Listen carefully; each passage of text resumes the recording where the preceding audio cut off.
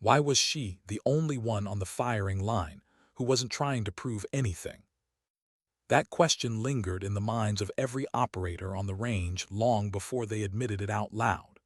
Even the morning air seemed to hold its breath as she raised her rifle again. That same calm, unhurried precision that made seasoned men feel like they were watching something they shouldn't, something classified, something too deliberate to be ordinary. The first shot cracked across the Coronado training facility, clean and sharp, a sound that seemed to draw a thin line between her and everyone else. Sunlight spilled over the horizon, painting the range in a soft gold that made the dust rise and shimmer. Brass casings tumbled around her boots, skipping across concrete like flecks of gold. But she didn't notice any of it. She just breathed, exhaled, and fired again. Dead center. Some of the men whispered. Most didn't. It was easier to pretend she wasn't there. And she preferred it that way. Lennox Cade had always moved through the world like a ghost, present but never demanding space. She wore no rank and no name tape, only a contractor badge clipped to her vest. Even that looked out of place on her, like it belonged to someone living a simpler, quieter life. Her motions were too refined, too exact, too instinctive for anyone to believe she was merely observing training, as command had put it. Yet she played the role with silent discipline, a talent she'd practiced for years. On the observation tower, Master Chief Rohr watched her through binoculars, jaw tightening. He trained thousands of operators. He had seen good shooters, great shooters, and whatever she was, her grouping wasn't excellent. It was unnatural, perfect, too perfect. Muscle memory that came from experience nobody put on a resume. But the part that bothered him wasn't her accuracy. It was the stillness beneath it. The way she scanned the environment without appearing to move. The way she reacted to sound with that half-second micro-shift, not out of fear but habit, like someone who had been hunted before and survived.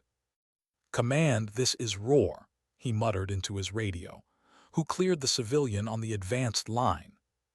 Static, a brief pause. "Authorized by command, that's all you need to know." He didn't like that answer. He'd heard that tone before, when something classified was happening and they didn't trust him enough to explain why. But that wasn't his call. His job was to run the program cleanly, and right now something on his range wasn't clean. Below him, Lennox shifted into a kneeling position, her movements fluid and controlled. No wasted energy, no showmanship, just execution. The operators around her noticed. Some gave her space. Some stared too long. Some felt their pride prickle under their skin. One of them, Petty Officer Bridger, lingered near her during the break, watching her strip her rifle down with patient, practiced motions. He had been deployed 3 times, knew what real stress looked like, what real experience felt like. And he had seen that same quiet danger in her since sunrise. "You shoot well," he said. She didn't look up. "Thank you." "Where'd you train?" "Various places." That was it. No bragging, no overselling, no attempt to prove she belonged. Which somehow made him more uneasy than if she had. Bridger walked away, but his mind didn't. He kept replaying the shot cadence in his head, the effortless transitions, the awareness she tried too hard to hide. Something about her didn't add up. Lennox finished cleaning her rifle and set it aside, hands steady, breathing calm. But inside her chest, tension coiled and uncoiled in quiet cycles.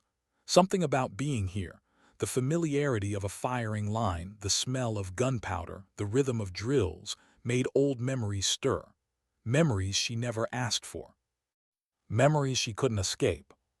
She pushed them back the way she was trained to do. The mission came first, always. And this mission required invisibility. In the mess hall, hours later, nobody sat with her. Contractors rarely drew attention, but now the silence had changed. She could feel it, curiosity growing into suspicion, suspicion growing into something sharper. Bridger's voice drifted from 2 tables behind her. "She's too good for a contractor." "Women can shoot," someone muttered dismissively. That wasn't shooting, that was something else. Lennox didn't react, didn't turn, didn't acknowledge it at all. She had learned long ago that the more invisible she pretended to be, the more people revealed around her. A strange moral truth she discovered through experience. People show their real selves only when they think nobody important is watching. Which was exactly why she was here. She finished her meal, stood, and left. The door slid shut behind her with a hiss. Later that night, Roar sat in his office staring at her file, a file that was more black bars than text. Name, contractor ID, clearance, everything else redacted beyond his level. That alone told him everything he needed to know. Whoever she was, she outranked him in ways that wouldn't show on paper. And that worried him more than he wanted to admit. Day 2 began the same way, sunrise, rifles, drills. But the air felt different. You could sense it in how the operators watched her now, quietly, carefully, as if trying to decode a language they didn't recognize. Lennox felt it too. She always felt it first. The shift in the room. The change in breathing patterns. The eyes lingering just a second too long. The body language of suspicion.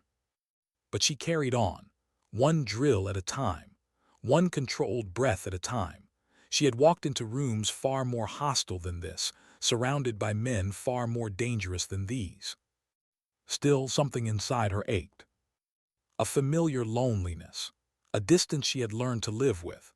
The knowledge that the work she did, uncredited, unseen, unspoken, kept her standing apart from everyone around her. Even when she wanted connection, wanted to be understood, wanted someone to see her as more than a function of her clearance and skill, she knew better. People didn't connect with ghosts. And that's all she could afford to be.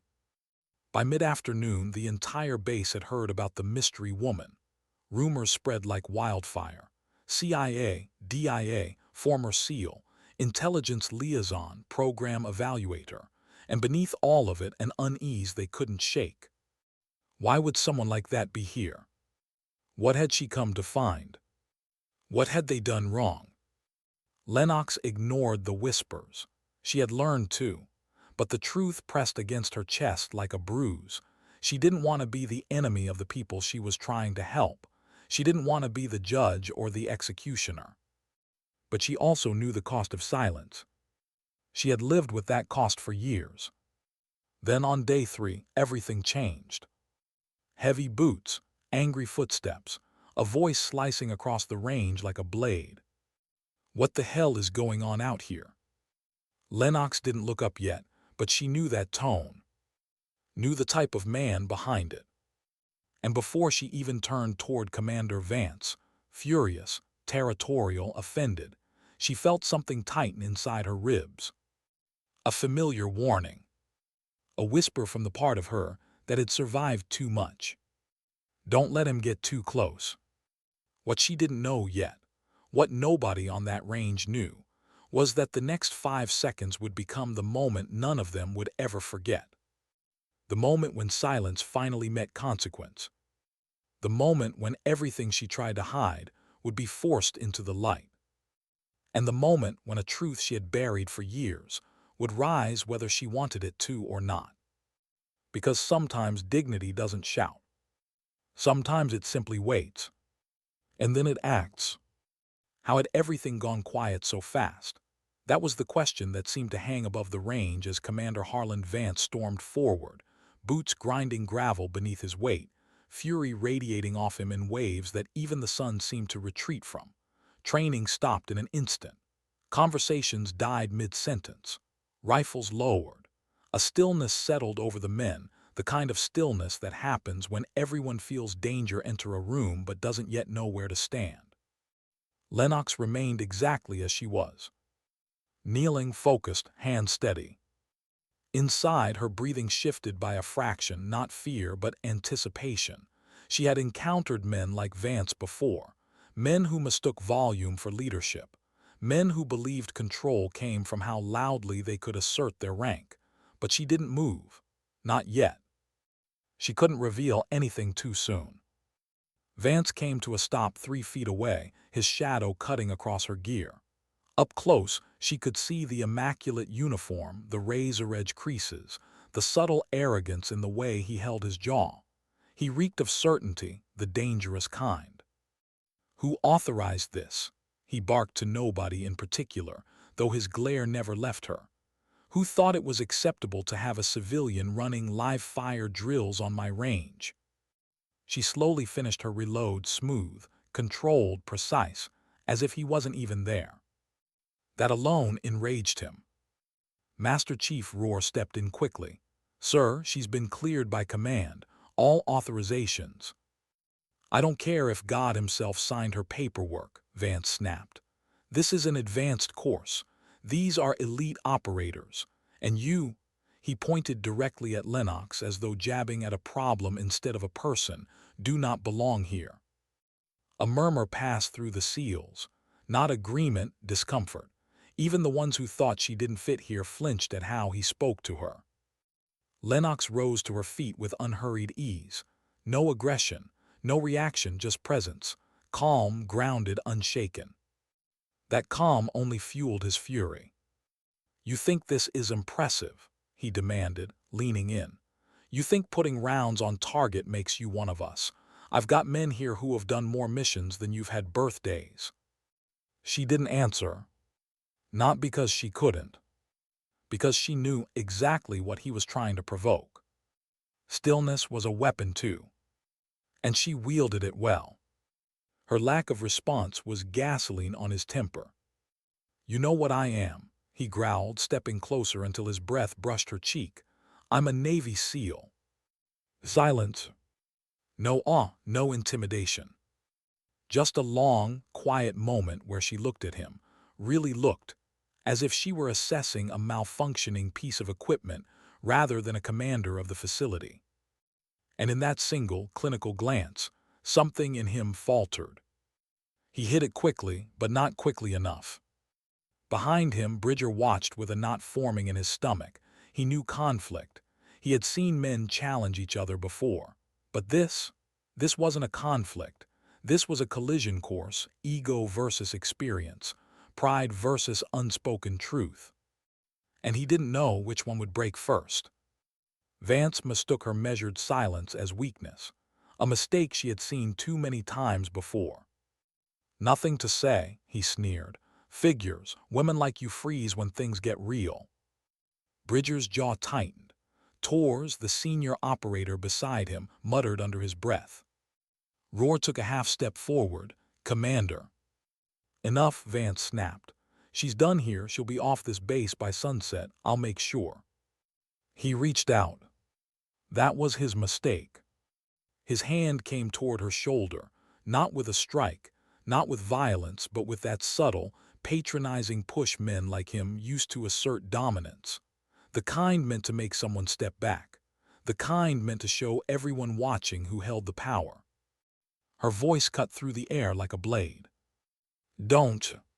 Soft calm, a warning, a final mercy. He ignored it. His palm touched her shoulder. What happened next lasted 5 seconds.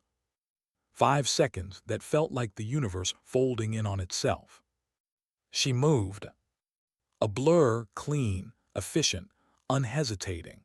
Her left hand snapped upward, catching his wrist in a lock that sent a bolt of pain surging through his arm before he understood he was in danger. He inhaled sharply, too late. She stepped in, pivoted, used his own momentum, his own posture, his own weight against him. The ground rushed up beneath him. A shattering thud echoed across the range as Commander Vance hit face first, hard enough that several operators instinctively winced. Dust puffed around him. His radio skittered across the gravel. Lennox stepped back. Not triumphantly. Not angrily. Just with quiet certainty, like someone who had seen enough of life to know exactly how quickly it could fall apart. The entire base froze. The silence was absolute. Even the ocean seemed to stop moving. Vance wheezed, trying to process what had just happened, trying to gather air, trying to understand how a woman half his size had folded him into the dirt without effort. His voice came out in fragments. "Why, you just assaulted a commanding." "No," Lennox said softly, "you assaulted me." Her tone was level, cold, not vindictive, factual. In front of 23 witnesses. A ripple of shock passed through the men. "But more importantly," she continued, "you did it during a classified federal audit." The words hit harder than the takedown. Roar stiffened. Bridger's eyes widened. Torres inhaled slowly, realization dawning. Federal audit. The kind that could end careers. The kind that reported directly to high command. The kind nobody wanted to be on the wrong side of. Vance blinked rapidly, looking around at the silent operators, looking at Roar, whose expression had shifted into something that wasn't quite surprise but wasn't calm either, and finally looking back at the woman he thought he could intimidate. What are you talking about?" Lennox reached slowly into her vest. Deliberate, visible, controlled. The SEALs tensed, instinct, not fear, but she simply pulled out a slim black folder and dropped it beside him. "Open it," she said. He did. His hands shook. The first page alone drained the color from his face. Tier 1 operator. JSOC. TSSC ISAP clearance. The kind of designation that meant her missions didn't appear on normal systems. The kind that meant even Roar couldn't access her file without layers of authorization. The kind that meant she had walked into this facility not to observe, but to judge it. Judge him. And he had handed her all the proof she needed. When he looked up, half the men were already staring in disbelief. Master Chief Roar stepped forward.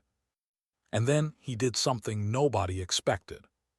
He stood at attention and saluted her. One by one, slowly at first, then in a growing wave, every operator on that range followed. Bridger, Torres, the entire unit. A quiet acknowledgement of the truth she'd kept hidden for days. Lennox returned the salute, crisp and controlled. Then she turned to Roar. "Commander Vance is relieved of duty," she said, "effective immediately." Her voice carried across the range, but inside her chest, a different emotion stirred, something she buried quickly. Relief, no. Sadness, maybe. Because she had seen men like Vance before, proud, blind, certain. Men who never realized the cost of their ego until it was too late. And she knew this moment would haunt him for the rest of his life. Vance staggered to his feet, holding the folder like a verdict. You don't understand, this program is all I have." Lennox turned toward him. For the first time, something human flickered in her eyes, not forgiveness, not sympathy, but a quiet ache for the truth she had learned long ago. "No one ever thinks they're the problem. You should have respected it enough to do it right," she said softly. Her words hung in the air. Then she walked away. Not victorious. Not proud. Simply carrying the weight of what she had been forced to do. A weight she had carried before. A weight she knew she would carry again. Sometimes strength isn't loud. Sometimes strength doesn't shout. Sometimes it simply stands its ground and lets the truth speak for itself. Why did walking away feel heavier than the confrontation itself? That was the question Lennox kept turning over in her mind as her boots carried her across the training compound, away from the stunned silence she had left behind. The confrontation had lasted seconds, but the weight of it, that lingered like an echo she couldn't silence. She didn't want to humiliate him. She never wanted any of this. Her mission had been simple: observe, evaluate, report. Nothing more, nothing personal. But missions were never as clean as they sounded on paper. Humans were messy. Ego was messy. And sometimes the line between doing the right thing and doing what was necessary blurred so completely that even someone like her, someone trained to see clearly under pressure, felt the sting of uncertainty. As she approached the admin building, the sharp scent of salt water drifted on the breeze. Coronado always smelled like that, clean, briny, bright. The kind of air that reminded her she was still alive. A reminder she sometimes wished she didn't need. She paused at the base steps. For a moment she let her shoulders sink, just a fraction, releasing tension she had held too long. Anyone watching her would still see a woman composed, unreadable, unshaken. But inside something was fraying, quietly, invisibly. Because every mission required a piece of her. And this one, though small on the surface, was already carving deeper than she expected. She stepped inside. The hallway buzzed with fluorescent lights humming faintly overhead. Administrative staff shuffled papers, walked briskly, avoided eye contact the moment they recognized her badge. Clearance intimidated people. Silence intimidated them more. She passed the duty office, a few barracks rooms, then turned toward the secure briefing suite. The door slid open at her touch. Sergeant Morrow, thin, sharp, vigilant, stood inside, arms crossed. He'd been placed as her support liaison, though support was a generous word. He gave her updates, relayed command messages, and observed her as much as she observed the teams. He tilted his head at her expression. "That was fast," he said. "It wasn't my decision to accelerate anything." "That's one way to put it." His eyes flicked to the tablet on the desk. Command already sent an inquiry about the incident. Of course they had. Nothing on a SEAL base stayed quiet for long. "Will it affect the audit?" he asked. "It'll inform it," she replied. He frowned, not because he disagreed, but because he didn't understand the full picture. And he wasn't supposed to. Her assignment sat several levels above what most personnel here were cleared to know. She started removing her vest, setting it down in its usual precise spot. Morrow watched her movements, everyone watched her movements, but he didn't stare with the suspicion the operators did. His gaze carried curiosity, concern. He cleared his throat. "You okay?" The question was simple. Too simple. And for a moment, a rare, disarming moment, she didn't know how to answer. She wasn't injured, she hadn't lost control, she hadn't failed. But okay meant something different off the battlefield. "I'm fine," she said finally. He didn't push, though she could see he wanted to. She appreciated the restraint. She moved to the far table, powering on the encrypted workstation. It pulsed softly, the screen warming to life. A login prompt. A background of sunset behind a darkened mountain ridge, an image she never changed. The day she last felt something outside of duty. She stared at the screen longer than necessary. Behind her, Morrow shifted awkwardly. "Do you want me to clear out?" "No," she said gently. "Stay." She didn't know why she said it. Maybe because silence was easier when someone else occupied the room. Maybe because the weight of Vance's words still clung to her skin. Or maybe, though she would never admit it, she didn't want to feel alone right now. Loneliness was a battlefield too. And some battles wore you down quietly. She pulled up her report file. The first pages were already filled with detailed observations, training inconsistencies, tactical strengths, gaps in communication, lapses in discipline. But now she had to add something she dreaded. Command interference and hostile leadership compromise unit safety. Her fingers hesitated over the keys. Writing it meant making it real. Morrow watched her carefully. "You're not responsible for his reaction." No, she thought, but she would be responsible for what came next.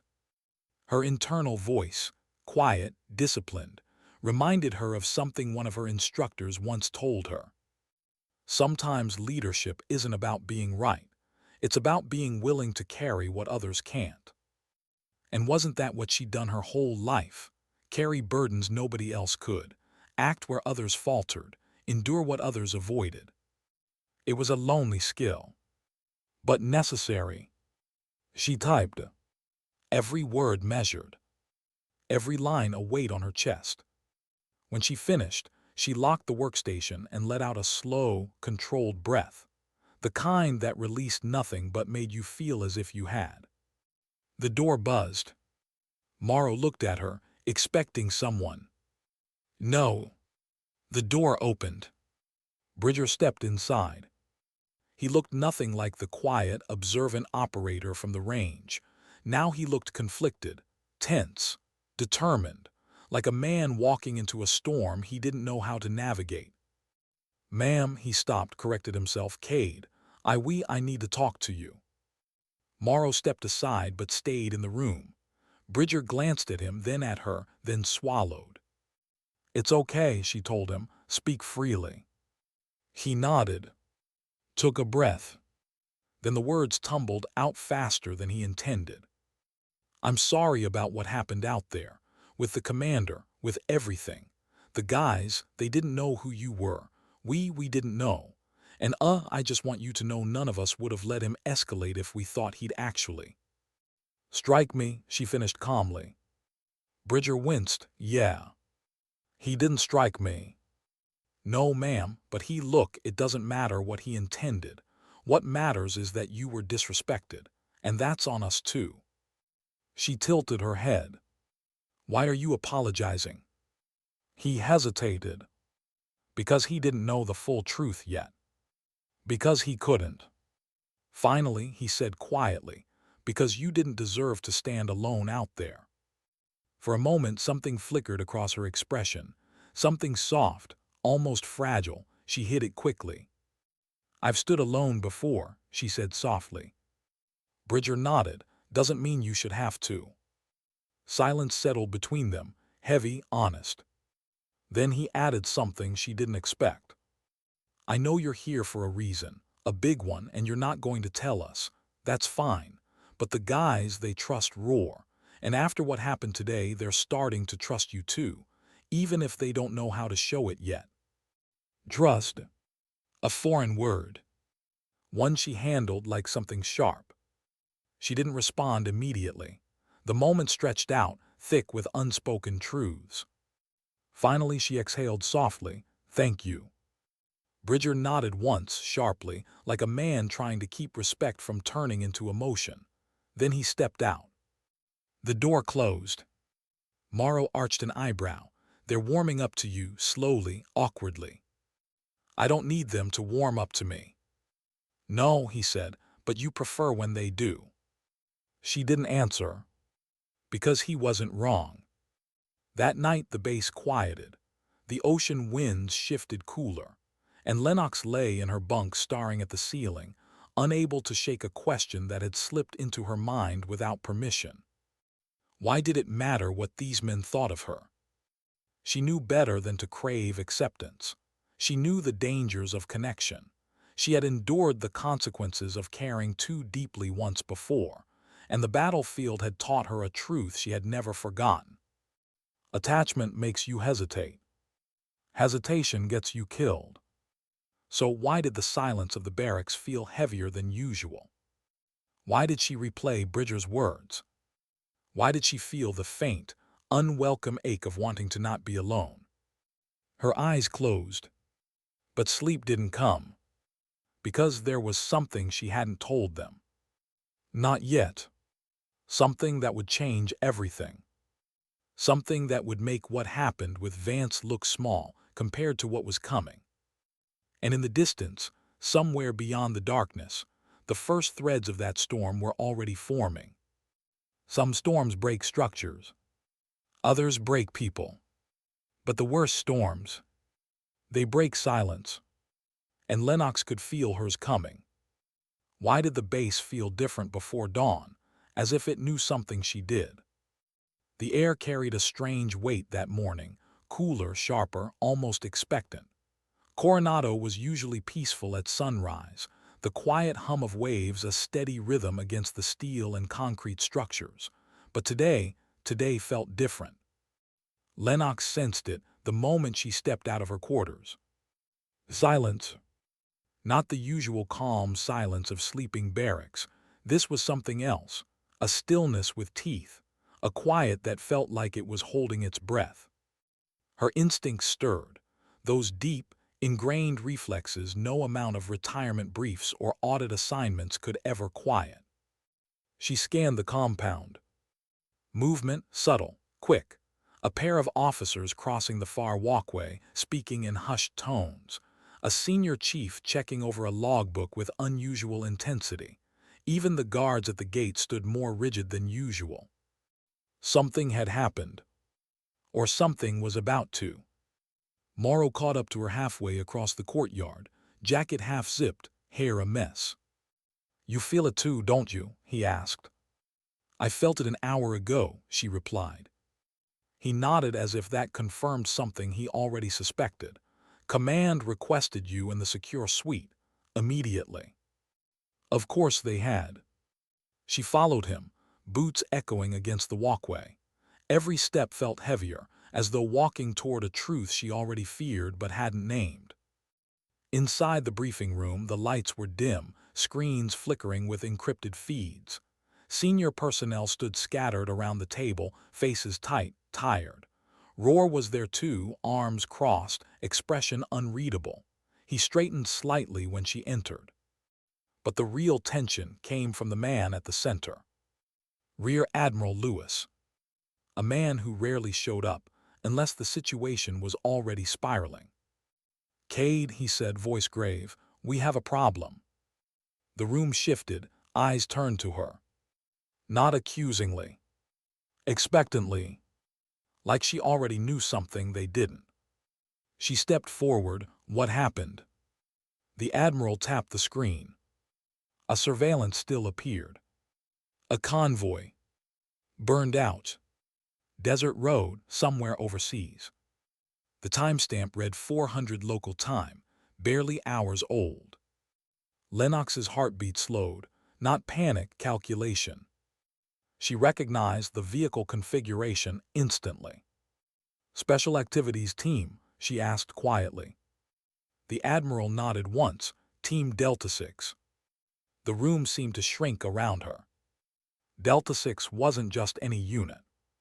They were her unit. Her former unit. Men she had trained with, deployed with, survived with. Men who knew her real name. Men who, if anything happened to them, would shift her world more than any mission ever could. "Casualties?" she asked, voice steady but brittle at the edges. "Unconfirmed," Lewis said. "The last transmission we received was scrambled, heavily." He typed something. Audio filled the room, distorted, crackling, fading in and out like a voice drowning underwater. "Cade, if you get this, contact point burned, compromised, not an accident." Static swallowed the rest.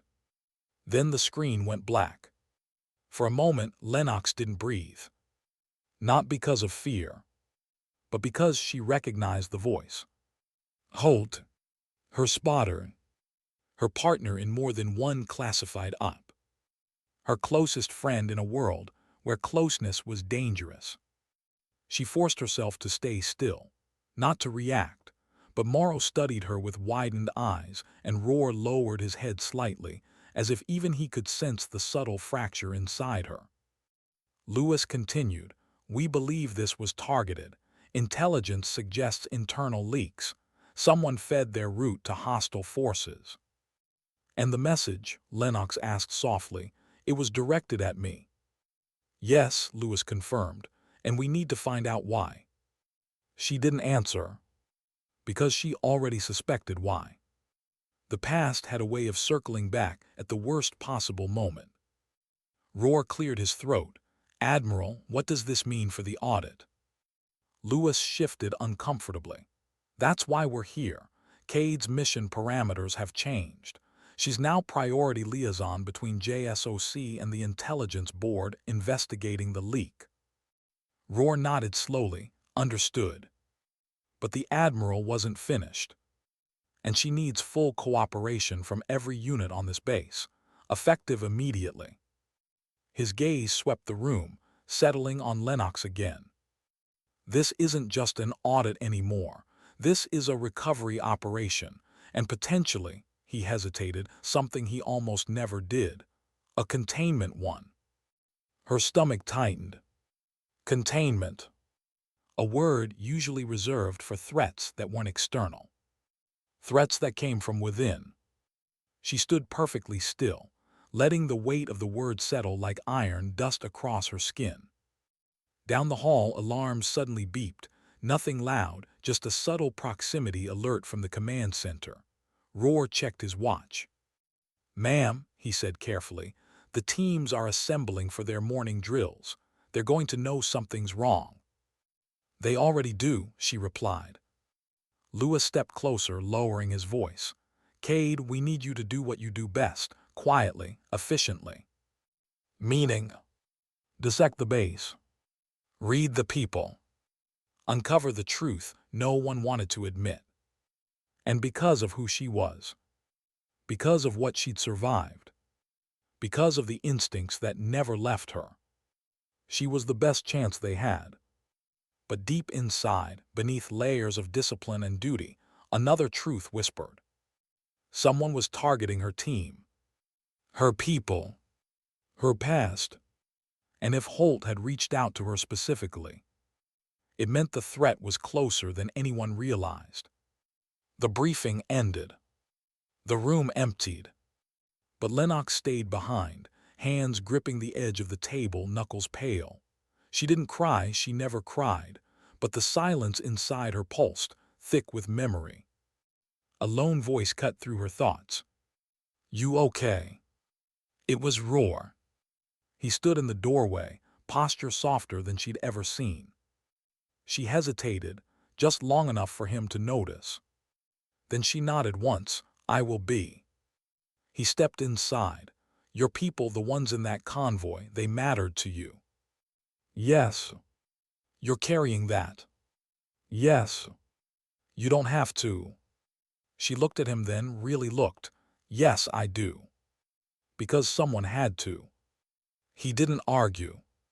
He just nodded and left her with her solitude.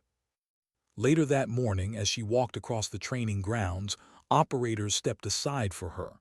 Not out of fear, out of something harder to define, respect shaped by uncertainty. Bridger noticed her expression instantly. He jogged up. "Ma'am, you look different."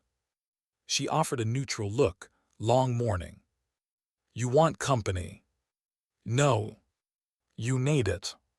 She didn't answer, which was answer enough. He walked beside her anyway. Some things didn't require permission. At the edge of the range, a chopper thundered overhead, wind ripping across the concrete like a warning. Bridger watched it fly past. "Something's coming, isn't it?" She inhaled deeply. "Yes," she whispered. "What do we do?" Her eyes lifted toward the horizon, toward the direction where her team had vanished hours earlier. "We prepare," she said, quietly. "And after that?" She looked at him, her expression sharpening with a resolve that came from every mission she'd ever survived. "After that," she said softly, "we go find the people who tried to destroy my team." Bridger swallowed. "We." She didn't smile. But for the first time, she didn't correct him. Because she could finally feel it, tentative, fragile, dangerous. Trust. And trust, she knew, would either save them or break them apart. Far off, somewhere unseen, the storm tightened around its center. The past was coming. And it was coming for her. Sometimes the hardest battles aren't the ones you enter. They're the ones that come looking for you. Why did the truth always arrive in pieces? Never whole, never clean, never when you were ready for it. That question gnawed at Lennox as she stood alone at the far edge of the compound, watching the Pacific crash in slow, rhythmic waves. The morning sun was up now, bright and deceptively warm, but inside her, everything felt cold. She had been in crises before. She had survived missions that should have killed her. She had walked through fire, literal and emotional. But this was different. This was personal in a way she wasn't prepared for. Footsteps approached behind her, steady, intentional. She didn't turn. She recognized the pattern immediately. Bridger stopped beside her, leaving a respectful distance. "You didn't come to the team brief." "I had my own," she said softly. He exhaled. "Something's wrong with your people, isn't it?" She didn't answer. But silence was an answer, and he understood her too well now. Bridger rubbed the back of his neck. "Do you want us to step back, give you space?" Space. It was all she'd ever had. It was all she'd ever been allowed. "No," she finally said, "just walk with me." He didn't smile, didn't make it awkward. He simply nodded and matched her pace as they moved down the shoreline. For a long moment, neither spoke. Then Bridger asked, "Is it someone close to you?" Her breath caught, "Yes." "Halt." She stopped walking, slowly turned to him. And for the first time since she set foot on this base, she looked vulnerable. The kind of vulnerability she hated showing, raw, human, unfiltered. "How did you?" "You said his name in your sleep," Bridger said quietly. She stiffened, but he lifted his hands.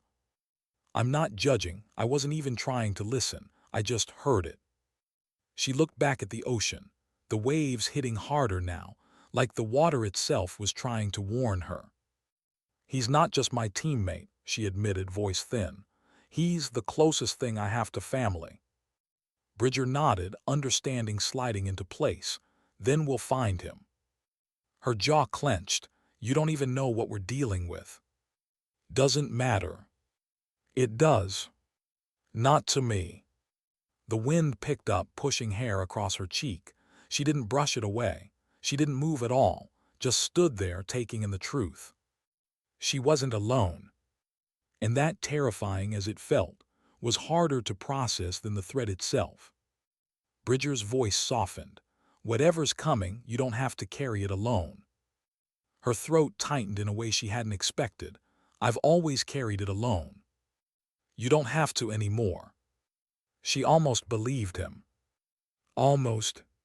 But believing meant trusting. And trusting meant losing. And losing, she couldn't survive that again. Before she could respond, a loudspeaker crackled overhead. "Cade, report to command. Immediate priority." Her stomach sank. Bridger stepped back. "I'll walk you there." She didn't argue. They reached the command building minutes later. Morrow met her at the entrance, face pale. "We pulled more from the convoy footage," he said. "You need to see it." Her pulse steadied, sharpened. Mission mode overtook emotion. Inside the secure suite, the room was already full. Roar, Lewis, Intel analysts, comms officers. The energy was thick, electric, tense.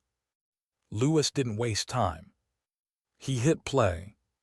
The footage displayed the convoy, 4 vehicles, moving along a desert road. Heat shimmer wavered above the sand. Dust trails rose behind them. Then a shadow crossed the frame. A drone. Not theirs. Then, an explosion. The lead Humvee went up in a fireball. The convoy scattered, trying to break formation, but the second explosion hit almost instantly, too precise to be random. The feed skip scrambled. Then, a figure running. Male. Wounded. Trying to reach cover. Lennox's breath caught in her chest. Holt. Even grainy, even injured, she would know his movement anywhere. He staggered toward a ravine. He pulled out a transmitter, shouting distorted words into it. "Cade, don't trust. It's inside someone on your..." A shot rang out. Holt crumpled behind a rock. Lennox's nails dug into the table. Lewis paused the footage. "We don't know if he's alive." Silence. Heavy. Cold. Suffocating. Morrow asked, "What did he mean by someone on your..." Lennox closed her eyes, replaying Holt's last words, filling in the gaps the footage couldn't. "Inside." "Inside what?" "Inside the convoy." Inside the mission. Inside the chain of command. Inside the base. She forced herself to think, not feel. Holt wouldn't send a message unless it was absolute, unless he knew she was already in danger, unless he believed the threat was not just near her, but around her. Lewis stepped closer. Cade, if someone inside our own system is feeding intel to hostile forces, we need to know who. She kept her voice steady. Do you have suspects? Roar answered this time. 3, all with clearance to access Delta 6 mission files. Names. He hesitated. I want you to see the evidence before you draw conclusions. Lennox narrowed her eyes. You think I'll recognize someone? Yes. She clenched her jaw. Show me. Roar pulled up personnel files. The first face appeared. Captain Rhodes. Intelligence liaison, clean record. The second face. Chief Wren. Comms officer, history of procedural violations. Then the third. Bridger. Her heart stopped. The room watched her carefully, waiting for a reaction. She gave them none. But inside, something cracked down the center. Bridger stepped closer, stunned. What? That's insane, I would never. Lewis raised a hand. No one is accusing anyone yet. These are preliminary flags. Cade needs to assess. Lennox studied the images. Her pulse was a slow, controlled drum. She didn't speak for a long time. Then she turned slightly toward Bridger. Were you anywhere near the comms tower 2 nights ago? He swallowed. Yes, I told you I was pulling logs for Chief Maddox. The analysts exchanged looks. Lennox asked a second question. And yesterday morning during the message scramble? He nodded. I was on duty rotation. But Cade, look at me. If someone is framing me, I'll help you find them. His voice was earnest, raw, human. But trust was a fragile thing. She looked back at the screen. 3 suspects. 1 possible leak.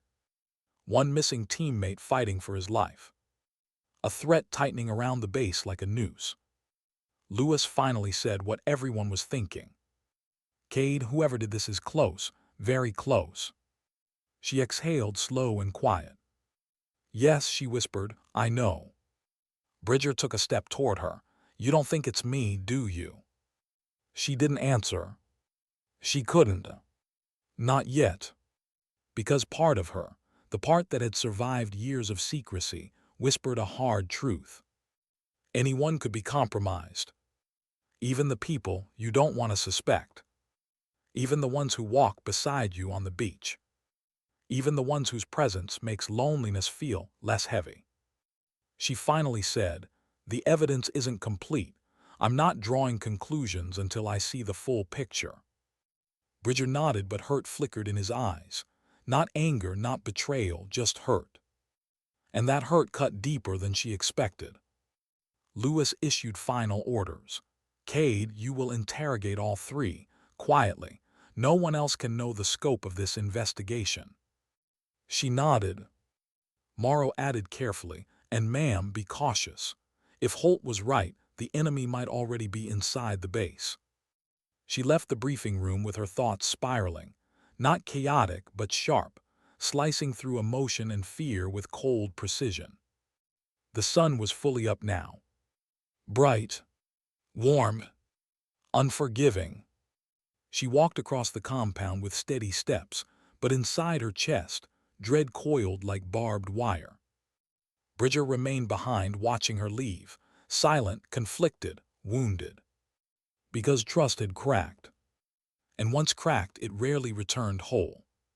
She didn't look back. Couldn't. There was too much at stake. Too much to lose. And somewhere out there, Holt was fighting to stay alive, waiting for her. Depending on her. She whispered under her breath, a promise carried only by the wind. I'm coming for you. Because sometimes the fight isn't about survival. Sometimes it's about the people who gave you a reason to survive at all. Why did betrayal always arrive softly, like a hand on your shoulder before the knife slid in? That thought lingered in Lennox's mind as night fell over Coronado. The base lights flickered against the darkening sky, casting long shadows across the concrete. The wind carried the faint metallic tang of the ocean, but even its familiar rhythm couldn't calm the storm inside her. Someone on this base had betrayed Delta 6. Someone had fed intel that nearly killed Holt. Someone had made her the next target. And she was running out of time. She stood alone in the secure comms room, listening to Holt's fractured message again and again, searching for anything, any clue his fatting voice might reveal. Cade, don't trust, it's inside someone on your. The message cut off each time, leaving her suspended between truth and uncertainty, between fear and resolve. Morrow stepped into the room quietly. They're ready. She didn't turn, all three. Yes. A beat of silence. Start with Rhodes, she said. She walked to the makeshift interrogation suite, 3 small rooms, each separated by thick partitions, each monitored on muted displays. The officers inside didn't know yet why they were being questioned. They didn't know how much danger the base was in. They didn't know that a sniper with Tier 1 clearance had been pushed to her limits and was running on instinct now. She opened the door to Rhodes's room. He sat upright, alert but not defensive. Ma'am. Where were you the night Delta 6 departed? She asked. No greeting, no warmth, just precision. In ops, he said, cross-checking their sat window for a weather update. She studied him, body language honest, pulse steady, breathing controlled but not tense. If he was lying, he was good, but not better than her. Who else accessed their route? No one, only comms and strike planning. Did you? His eyebrows tightened. I briefed Holt personally before they left.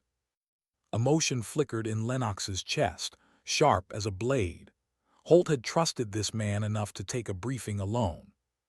Did you notice anything strange? Rhodes hesitated. He seemed on edge more than usual. Why? I didn't ask. She leaned back. You should have. He swallowed. Ma'am, what happened to his team? She didn't answer. Not yet. She left him with his silence. The next interrogation, Chief Wren, went differently. Wren was agitated, defensive, sweating, not from guilt yet but from fear.